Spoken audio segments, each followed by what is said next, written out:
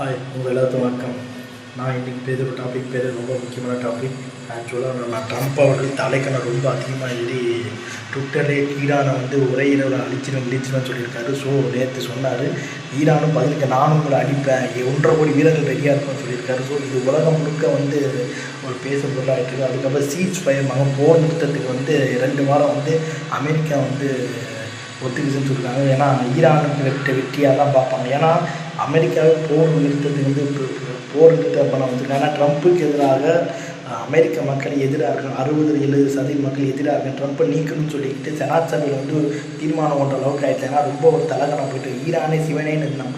தேவையெல்லாம் போய் அங்கே பாம்பு போட்டு அடித்து பெரிய பிரச்சனையை அதை தலைவரை கொண்டு காமோனியை கொண்டு ஒரு மிகப்பெரிய ஒரு பிரச்சனை உலகம் முழுக்க ஒரு பிரச்சனையை உருவாக்கிட்டாரு ட்ரம்ப்புன்னு சொல்லிக்கிட்டு.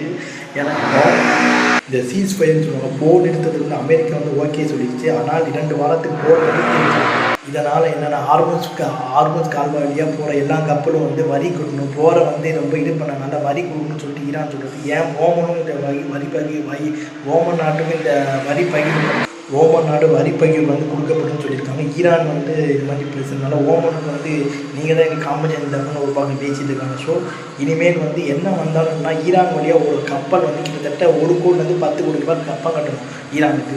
ஸோ அப்படி கட்டினாதான் வரி விடுன்னு அவங்க சொல்லியிருக்காங்கன்னா, இதனால் போரால் அந்த இழப்பை இதன் மூலமாக அவங்க சரி செய்கிறாங்க.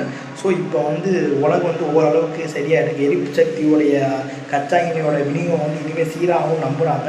ட்ரம்ப்பை அமெரிக்க அதிபர் பதவி தூக்குவதற்கும் வாய்ப்புகள் அதிகமாக இருக்குது. ஸோ உலகம் என்னென்ன பார்க்க போகுது தெரியல. ஈரானோட போரால் பல ஹோட்டல்ஸ் எல்லாம் ஷடவுனாக இருக்குது.